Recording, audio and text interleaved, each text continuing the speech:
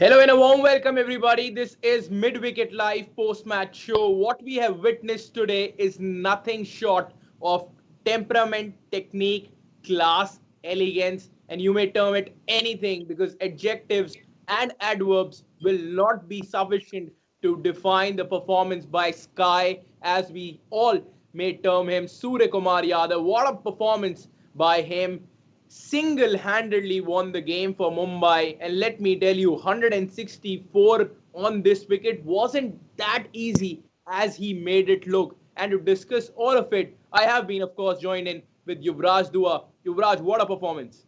It was brilliant. He was so fluent out there in the middle. It was like he was batting on a different wicket than everybody else. The way he played, the way he timed the ball, it was actually so good to watch a player going about his business with such fluency. You could see all the experience he's gathered over the years. You could see that Surya Kumar Yadav is a seasoned campaigner now because he was so calm, he was so cool and collected. He knew exactly what to do. He didn't look flustered at all. It was like he knew that the game was in his kitty. It was in the bag from the moment he walked out to bat. And even for one moment, it didn't look like that the game was out of Surya Kumar Yadav's and Mumbai's reach. It was brilliant. I can go on and on about this innings. Just the fact that he didn't take any risks, just the odd scoop over fine leg, just the odd shot in the air over covers. Whenever he was hitting the ball in the air as well, it looked like a calculated risk, and it didn't look like that he was going helter skelter. He was very composed. He was really calm, and his celebration after that winning run actually summed up how he played. He knew he's there, he'll do it, and I'm there, I'll do it for you. There's no problems. And it seemed like that from the Let, let, start. let's do that together. Yeah, that's brilliant actually. It was fabulous.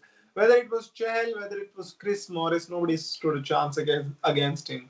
The way he was playing, it was beautiful to watch, and he's made a statement. And we all know for whom the statement is. Vedant, would you like to tell our viewers who that statement is for?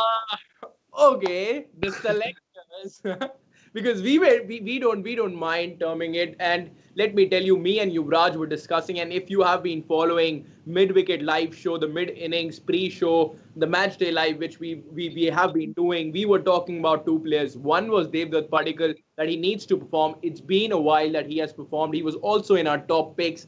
And on the other hand, Surya Kumar Yadav was also in our top picks. We were talking about that he will be scoring a big century or a half century today, and he was able to do that.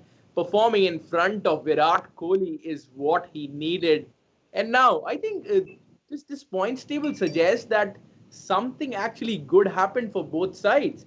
Because if you see, Bangalore has now jumped to second spot, and Mumbai has now jumped to the first spot only because of the net run rate.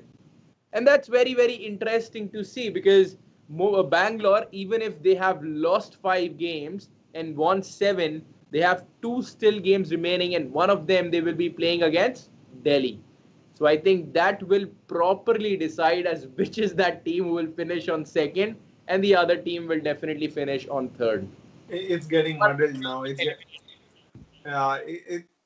you never know. One of these two teams, Bangalore or Delhi, might have to make their way out. You never know.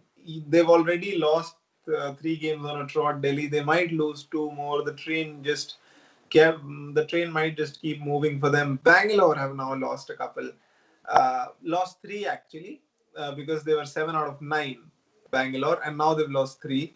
So this is getting really confusing, to be honest. Now, who will make it to the top four? Punjab are now within reach. Kolkata are now within reach. Hyderabad also in there. Rajasthan also in there. It's going right down to the wire. I think it will go down to that last match, and I again have a feeling that net run rate is going to come into play. Mumbai 1.186. I think they've taken an unassailable lead now. They've effectively qualified, maybe. Still, they don't have that queue in front of them because technically, mathematically, They haven't yet qualified, but realistically, effectively, they have. So let's count in Mumbai there. Three spots left. Who can grab that? We'll get to know in a short period of time, in a period of days actually. So it's going to be again very interesting, with just as we call it. Absolutely. And Yuvraj, I think Bangalore has lost two consecutive games because they were able True. to win a game against Kolkata. So they Yeah, have yeah. lost. They were 6 out of 9. Six out of Yeah. nine they were, 7 out of 10, and 12, 7 out of 12. So they've lost three. Chennai and they have lost against Mumbai. That's what I'm saying. They were 6 out of 9. They were 7 out of 10. Then they lost two. So they've lost three out of their last four. Yes. Well, now it's looking a little scary for Bangalore and Delhi, to be very honest, because if you see, Punjab has different plans in this tournament. They have been winning all the games, 5 out of 5 for Punjab, and every game they play from now on, they are looking for a win. They are looking to grab a win. And on the other hand, you never know. Somebody like Kolkata may surprise. Maybe we see a side like Hyderabad surprising or Rajasthan. Everybody seems to be in picture, and of course, Mumbai has realistically, as Yuvraj said, have qualified for the playoffs. Ran, And if we actually look at it in hindsight, I'm sorry to cut you off there, but if that super over which Delhi lost, that Delhi won against Punjab, if they would have lost that match, Punjab would have been in place of Delhi at third place right now, and it would have been completely different. A couple of games have been won by AB de Villiers for Bangalore single-handedly. If they hadn't won even one of them, they would have been uh, way lower than where they are. Maybe Punjab would have been at second place. So it's also about luck, maybe, and also about grabbing those crunch moments which Punjab weren't able to. But as it stands right now, Bangalore and Delhi occupy second and third, Punjab on fourth. Wow, what a phase we're in for in this Indian T20 league stage. absolutely, I totally agree to it. And now it's time to look at the scorecard. Once Mumbai was able to win the toss and they elected to bowl, I think the decision went in favor of Kyron Pollard because they were able to restrict Bangalore for 164 for 6 in their quota of 20 overs. Josh Philippe and Devdutt Padikkal opened the innings, so Devdutt Padikkal found a new opening partner in form of Josh Philippe. He, of course, replaced Aaron Finch. Philippe was able to score 33 of 24 deliveries, 4 boundaries, and a 6. I think he would be satisfied with his outing. And then, of course, Dave the Particle. What a performance by him. We have been talking about that he was consuming a lot of deliveries, but he was able to come back to form and at the right time. 74, his highest score in Indian T20 League, 74 of 45 deliveries, 12 boundaries, and a 6. Then Captain Kohli couldn't do much. Jasprit Bumrah has troubled him in the past and did it again. A short of a length delivery. He tried to pull it, but a superb catch by, of course, Saurabh Tiwari. Then, of course, Abraham Benjamin de Villiers. We were all expecting him to do well today. Unfortunately, just 15 for him. Shivam Dube was included in the side, but unfortunately couldn't contribute. Similar case with Chris Morris. I was expecting somebody like Gurkeerat Singh Mann to come ahead of Chris Morris, but that did not happen. 14 of 11 for Gurkeerat Singh Mann. And then, of course, Washington Sundar also remained not out. 10 of 6 deliveries for him. Mumbai's bowling card, well, not the happiest bowler would be Trent Bolt because 4 overs 40, but was able to pick a wicket. Then, of course, Jasprit Bumrah. What a figures! Absolutely sensational. 4 overs, 1 maiden, 14 runs, and 3 important wickets. Of course, Devdutt Padikkal, Virat Kohli, and Shivam Dube. So I think he was able to do the trick. Then, of course, Krunal Pandya bowled economically, and that's a very good sign for Mumbai going into the later stages of the tournament, going into the knockouts. Then, of course, James Pattinson again expensive, so it will be tough for him to just retain his position in the side now because Nathan Coulter-Nile also performed well. So it will be interesting to see whether James Pattinson is their bowler or they bring somebody like Nathan Coulter-Nile.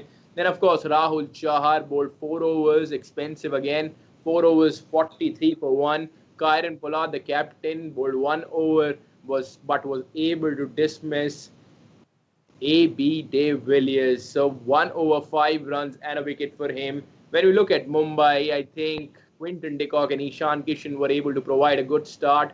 Quinton de Kock, 18 of 19 deliveries. Ishan Kishan, good performance by him again, 25 of 19 deliveries. But the star of the night was, of course, Surya Kumar Yadav, 79 of 43 deliveries, 10 boundaries, and 3 sixes. Saurabh Tiwari got out a little early, but Krunal Pandya was able to join in Surya Kumar Yadav. We were expecting a little partnership in the middle, but he got out with just 10.